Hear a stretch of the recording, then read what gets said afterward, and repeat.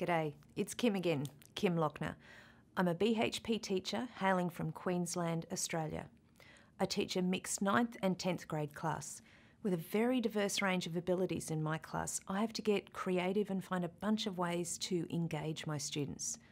The modern history course I teach is pretty standard. By contrast, BHP is a real adventure and we love it. One of the biggest ideas in big history, and really all history, is the concept of scale. What we perceive as important in history changes based on the scale. For example, if you ask yourself what the most important events are in history, that will change depending on whether you're talking about the last 100 years or the last 10,000 years, or whether you're talking about your community or the entire world. Scale matters. When I bring up scale with my students, most of them think I mean timelines, or temporal scale if you want to get fancy about it. And yeah, the timeline is a huge part of BHP, but we also spend a lot of time talking about where events take place, or if you want to get fancy about this one, spatial scale. In Unit 1, the driving question and investigation are all about scale. Why do we look at things from far away and close up? I want to talk more about that by using one of the first activities in this course, History of Me. This one is a great way to get students used to both the when and the where of scale. History of Me is the opening activity for Lesson 1.1. I've always loved this activity, and not just because it's a great way to introduce scale, it also teaches me a lot about my students and teaches them about each other. Getting to know my students through this activity helps me make the course more personally relevant for them, so it becomes one more way they can see how they fit into the course. Their engagement jumps up way past the standard I'm used to. Now, my BHP classroom isn't a typical one, but after talking to other BHP teachers online, it's become pretty clear to me that there is no typical BHP classroom. Every class is unique, and that's how we like it. But even so, I'm hoping that by talking about my particular experience, you'll find something that works for you. Okay, so History of Me is a pretty quick activity and it's totally worth it. First, students write a brief personal history. Then they answer a series of questions about what they wrote. These questions press students to start thinking about the scales they included or left out of their own personal histories.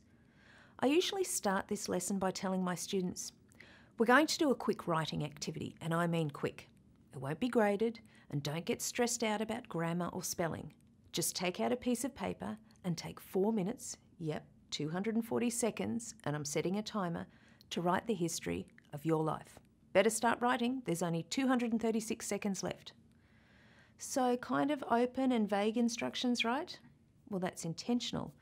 I want kids to feel free to write whatever they want, and I don't want to influence what scale they use to write their stories. No surprise, they all tend to start at about the same time, their own birth. As soon as the timer goes off, I say, okay, 4 minutes is up. Who wants to share their story? I ask students to share their stories for a few reasons. Obviously, it works great as one of those getting to know you activities we like to do at the start of the school year, but also, I want students to understand that their stories are important to me. And I'm not kidding, they truly are. And finally, as I mentioned, the stories students tell about themselves almost always have similar elements. I was born in this town on this date. Some students mention their parents, some mention their siblings, but overall, the stories are typically pretty much the same, even when the students are so different. They are all operating on similar timelines, their lives. They also use similar spatial scales, the town where they live or were born. After they share their stories, I go through a list of specific elements and ask which of them are included in their stories. They either raise their hands or stand up each time the answer to the question is yes. So then I ask, did you include your time in high school, your childhood, your parents' childhoods, your grandparents, anything that happened over 100 years ago, anything that happened over 1,000 years ago? Then, I asked them if they wrote about other places in the world, or did they stick to their own town, state and country? This line of questioning always leads to a great discussion about both types of scale. First, we talk about the time frames they chose for telling their stories. With my older students, we label this as periodization. We might even discuss how changing the time frame of the story can change the story itself. For example, if their story started at their birth, it's a short story.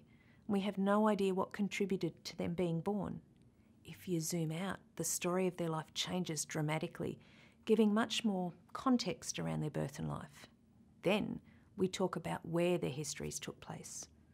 Sure, the movie of your life may only have 14 years to work with, but what about the prequel? Maybe your family has 140 years of stories set in different places that all lead up to your birth. Are you telling your story on a personal, local, regional, national, or global scale? I point out that this is the language we'll use throughout the course to talk about spatial scale. You'll notice scale coming up again and again and again in this course. It's part of the fabric of what we do in BHP and in history in general. As part of the progression, we really focus a lot on timelines and periodization. We think about how periodization impacts our interpretation of history, how it frames the stories we tell. And later in the course, we start relating scale to causation and multiple perspectives.